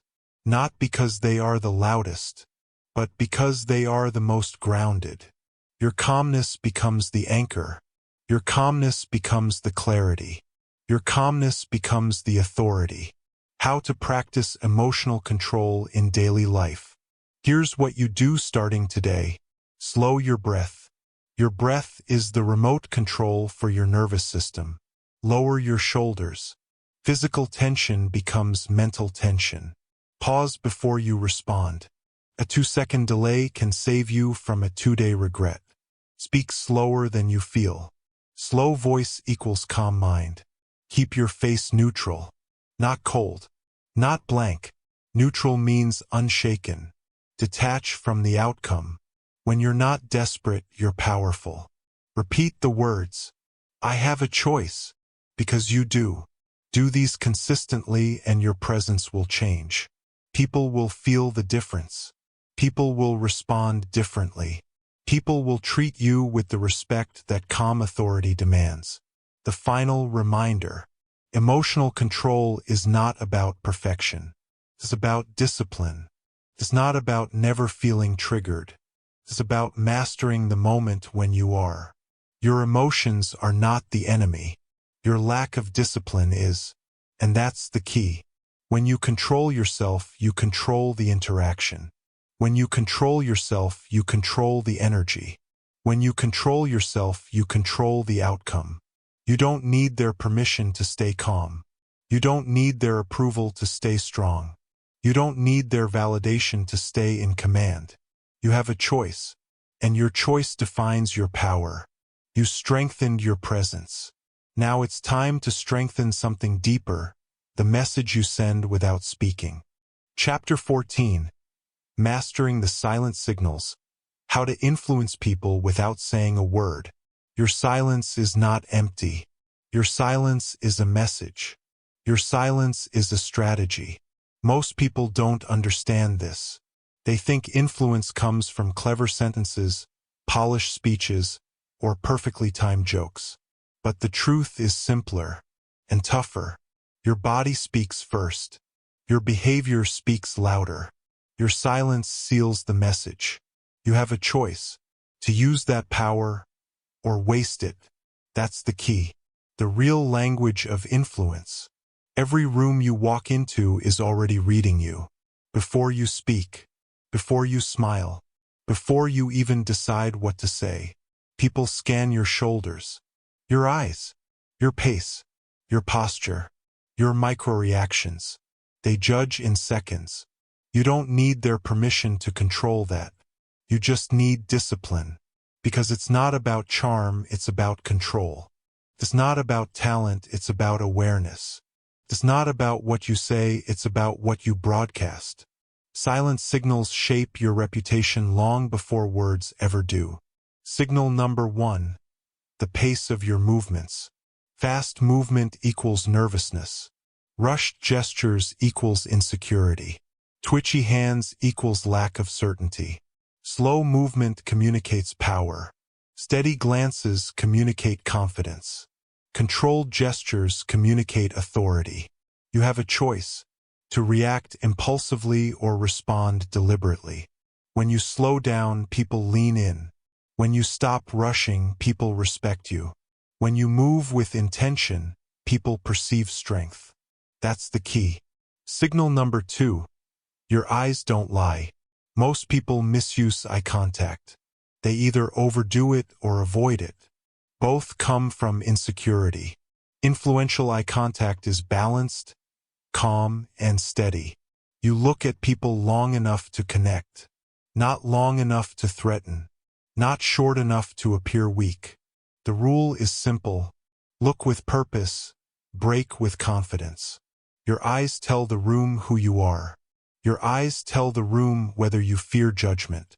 Your eyes tell the room whether you trust yourself. And people trust the person who trusts themselves. Always. Signal number 3. Your stillness speaks volumes. Anyone can talk. Few can be still. Stillness equals power. Stillness equals presence. Stillness equals discipline. When you sit without fidgeting, when your shoulders stay unlocked, when your hands rest calmly, you communicate absolute internal stability. This is why powerful leaders don't flail. They don't wiggle. They don't chase reactions. They hold the room by holding themselves. This is not a skill. This is a choice. Signal number 4. Your face holds more power than your voice. People study your face more than they study your sentences. A raised eyebrow, a relaxed jaw, a neutral expression while others react emotionally. These are silent power plays. You're not trying to impress. You're not trying to convince. You're simply grounded. Your neutrality becomes dominance. Your composure becomes credibility. Your calm becomes influence. Remember, you don't need their permission to stay calm. You don't need their permission to hold your own emotions. You don't need their permission to remain unfazed. That's the discipline. That's the key. Signal number 5. Your presence changes the social temperature. You walk into a room with energy. Always. The question is, does your energy raise the room, or does the room raise your energy? Silent influencers do not mirror others. They set the tone. A quiet, controlled, grounded presence makes people adjust to you. They lower their volume. They slow their pace. They become more thoughtful, because your presence commands it. Influence happens without words when your energy is stronger than theirs. Signal number 6. The power of strategic silence. Silence is a tool, a weapon, a boundary. When someone challenges you, silence shows confidence. When someone expects you to justify yourself, silence shows certainty. When someone rushes you, silence shows dominance. Most people speak because they fear the silence. You don't. You let silence work for you. You let people reveal themselves. You let people fill the gaps with their own insecurity. That's the key. You're not avoiding speech. You're controlling the moment. You have a choice, to react, or to rule the space with silence. Choose wisely. How to practice silent influence. Daily rituals. 1. Practice walking 20% slower. Train your nervous system to move with intention. 2. Keep your shoulders unlocked. Your body tells your story before your mouth does. 3. Maintain neutral facial expressions during tension. Let others show emotion. You conserve power. 4. Hold eye contact, then break slowly. Shows balance, not fear. 5. Eliminate nervous fidgeting. Hands calm, breath slow, eyes steady. 6. Don't rush to answer. A 2-second pause changes everything. These small habits shift how people see you. And more importantly, they shift how you see yourself. Because silent influence is internal first, external second. Why silent signals matter more than words. Anyone can lie with words. No one can lie with behavior. Your silent signals reveal your discipline. Your silent signals reveal your fears. Your silent signals reveal your confidence. People are reading you even when you're not speaking. Especially when you're not speaking. That's why mastering silent influence is non-negotiable. Not optional. Not a soft skill. A survival skill in a world full of noise. You don't need their permission to influence people. You don't need their permission to be powerful. You don't need their permission to hold the room. The moment you understand that, everything changes. Final message of this chapter. Your posture is a message. Your silence is a message. Your presence is a message. And people hear them long before they hear your voice. Mastering silent signals is mastering yourself. And mastering yourself is the ultimate form of influence. You have a choice. Every day, every room, every interaction. Make the choice to control the signals you send. Make the choice to communicate power without noise. Make the choice to influence without speaking. That's the key. You strengthened your silent influence. Now it's time to amplify your impact in the world around you. Chapter 15, The Social Gravity Effect. Becoming the person everyone moves toward. People don't move toward noise. They move toward certainty. They move toward centeredness. They move toward gravity. And that's what you're building now, social gravity. The quiet force that pulls people in without begging, forcing, impressing, or performing. Because here's the truth you've been avoiding. People don't follow the loudest person in the room. They follow the most grounded. You have a choice. You can chase attention or you can create gravity. Only one of them lasts. And that's the key. The world moves toward stability. Every social environment works the same way. Friend groups, workplaces, relationships, negotiations. People subconsciously look for the stable point in the room. The anchor. The person who isn't trying to prove anything. The person who doesn't need their permission to exist. That's the person they trust. That's the person they remember. That's the person they orbit around. You can become that person, but only if you commit to one idea. Stop chasing validation. Start generating presence. Because it's not about charm. It's not about being funny. It's not about being good with people. It's about discipline. The discipline to sit with yourself. The discipline to control your energy. The discipline to not react every time someone tries to test you. That's gravity. Gravity begins with stillness. Great leaders, powerful negotiators, magnetic personalities, they all have one invisible skill. They don't rush. They don't fidget. They don't scramble. They don't flood the space with nervous explanations. They own silence. They own their space. They own their pace. Your calm becomes their calm.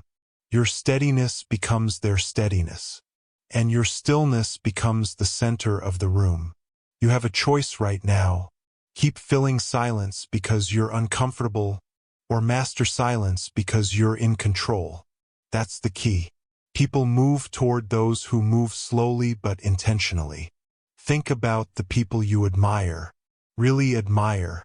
They don't sprint to answers. They don't panic when a conversation shifts.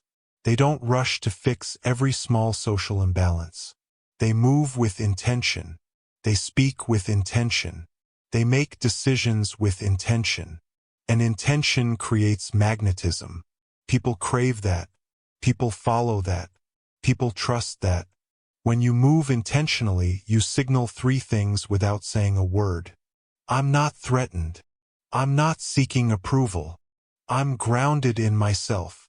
Those three messages will pull people toward you automatically. That's social gravity. Social gravity comes from self-containment.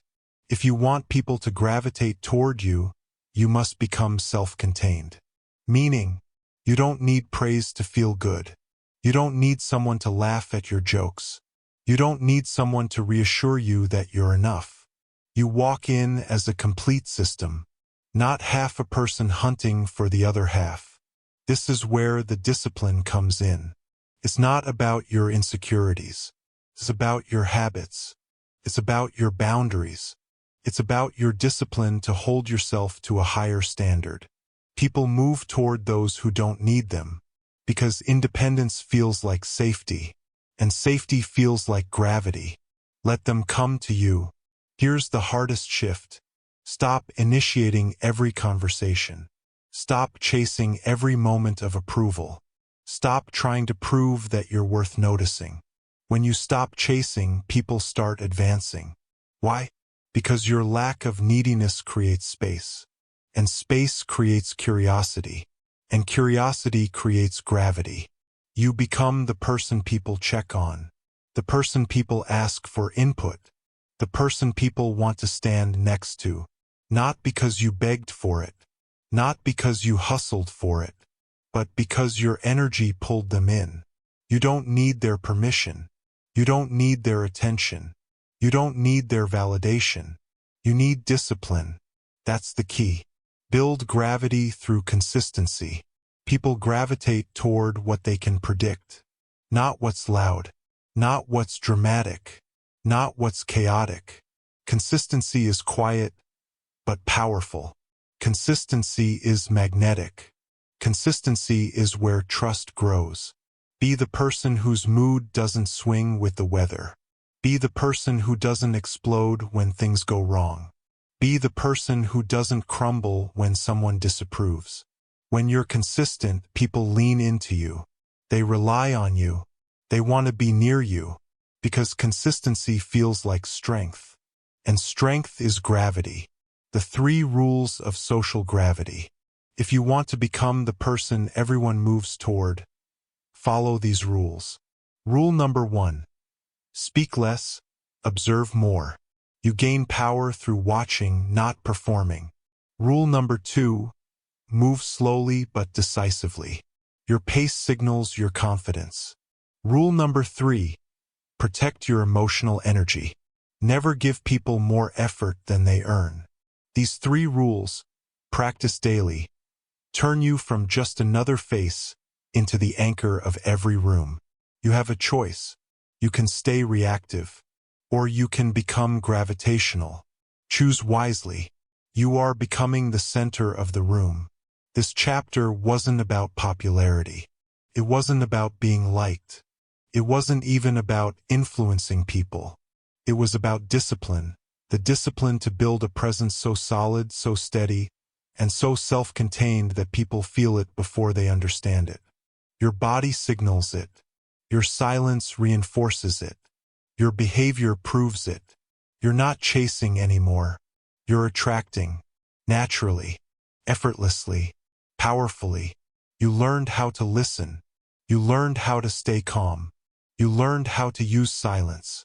And now, you've learned how to turn yourself into gravity. Now comes the final step, because gravity means nothing if you don't know how to sustain it. Let's bring everything home. This is your moment, the moment where everything you learned stops being theory and becomes identity. You faced your fear. You mastered silence. You built gravity. And now you understand the truth. Confidence isn't an emotion. Confidence is a decision. You have a choice every single day. You can slip back into old habits.